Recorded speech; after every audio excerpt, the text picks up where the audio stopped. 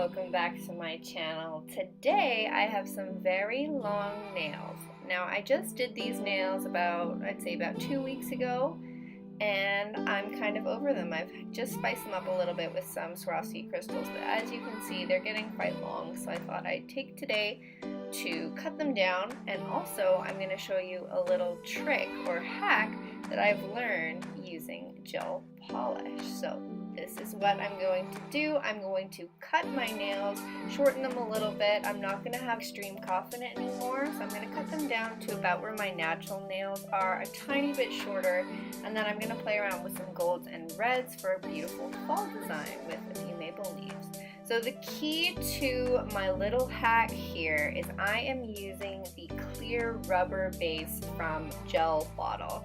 Now you can use a regular base coat, but I find that this one works so much better to fill in that little gap where your acrylic or your hard gel has grown through. So safety first, mask goes on, then I'm taking a coarse bit with a safety bit on the end. Make sure it's a safety bit. If you're not a trained technician, this is going to save your life.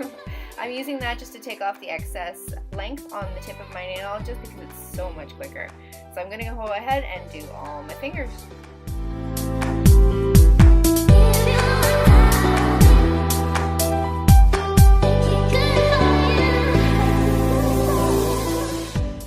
I've shortened the length of my nail, it's time to shape the sides back into shape, and I'm going to be using a coarse file for this. So I'm just filing the free edge and kind of tapering the sides just a little bit, making sure they're straight. They're not curving because our natural nails do tend to curve, so I'm making sure I maintain a really nice straight nail. After that, I'm just going to take a pair of really blunt nippers that I have, and I use these exclusively for removing 3D art or Swarovskis. So you just kind of nudge the tip right underneath the crystal and pinch. I did use the rubber top coat to adhere these crystals, so they're really in there. So once that's removed, I do have a little bit of that rubber top coat still kind of bumpy on the nail, so to make my life easier, I'm going back in with my safety bit and just taking that off the surface.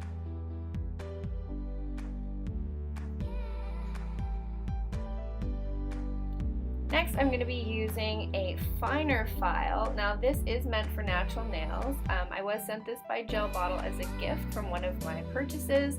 Now I really love this for going over the top of my nail. I'm going extremely close to my cuticle area, and I am touching my natural nail, so that's why I choose to use a finer grit file, and I find that I don't have any damage with this.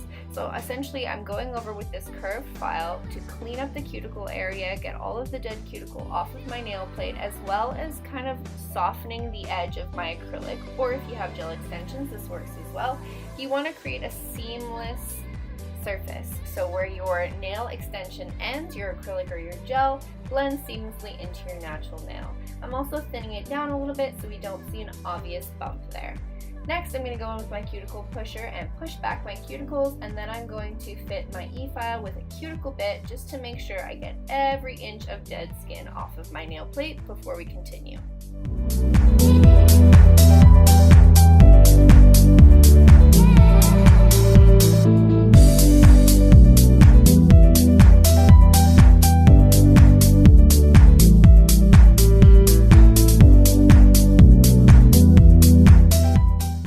What's great about the Gel Bottle line is it doesn't actually require a dehydrator. However, because I am a professional, it's just habit for me to do that. So that's what you saw me doing there, dehydrating my natural nail plate.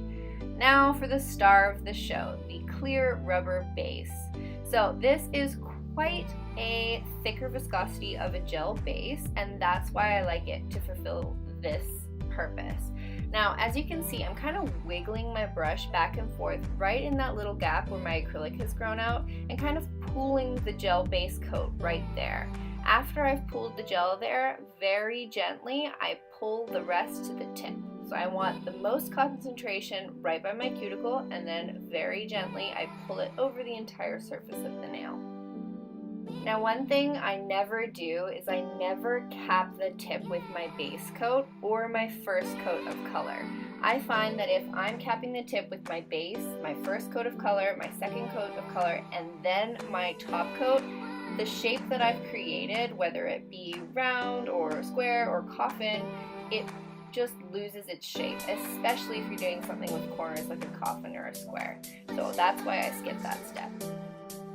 So now that our base is done, my little cheat for temporary fill, we can move on to color. So my first color here is Diva, again from Gel Bottle. Now this color I'm going to use to paint my entire pinky, as well as I'm going to do a fade on my middle finger, and then I'll be using it to accent my little maple leaves. Another reason why I've recently converted over to this brand is because it is so pigmented. Not only does it apply beautifully thick and doesn't wrinkle in your LED light, but I find that if I do a thin layer and then I tap with my finger, I can also cheat with my French ombre look. So that's what I did there. I just tapped really gently at the end, and then I'm going to go in with a more concentrated second coat right at the tip, and then repeat that same step where I just gently dab and diffuse the color with my finger.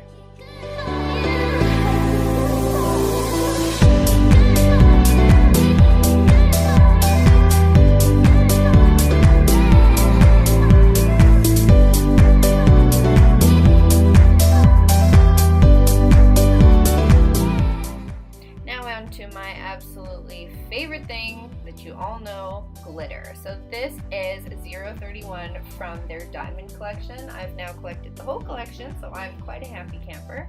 And on my index finger, I'm going to be applying quite a generous coat of that, since I'm just doing the one coat. Then I'll be applying it to the center of the nail, right where that red ends on my middle finger, and also using that dabbing technique to diffuse the glitter and make sure that it's not a harsh line.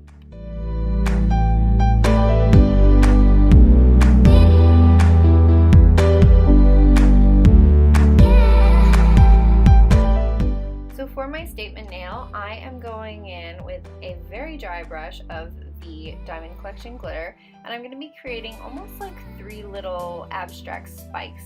On the ring finger, I did it on either corner of my nail, quite rough, and I'm going to cure that, and then I'll go in with Diva again and create the veins for the center of the leaf.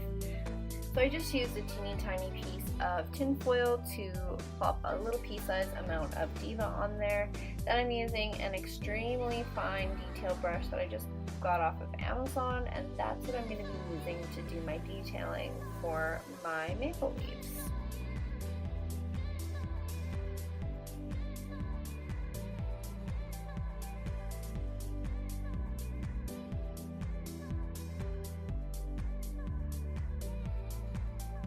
While I do my nail art, I tend to flash cure in between each layer. So as you can see, I did my one little leaf there, and then I cured for about 5 seconds, and then I move on to my next one, and I cure every so often. Always make sure though that your brush is nowhere in sight when that LED light goes on, otherwise that polish is going to cure and your brush is going to be garbage, so just be mindful of that. And then I'm actually going to go in with another favorite from Gel Bottle for me, and that is their 3D painter gel. Now I have them in both white and black, but because I'm not quite into fall and winter, I thought I would keep it nice and light and use the white painter gel. So that's what you can see me doing here. I'm doing a very rough outline. I wanted this to be more abstract than realistic, so I'm going in with like a wiggly brush technique and creating those wiggly lines, making sure they're jagged and not straight, because to me it looks better that way.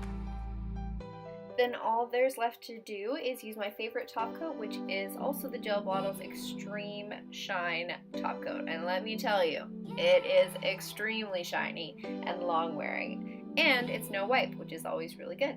So I'm applying that on all my nails, and then I'll let you watch me do my thumb a little closer up.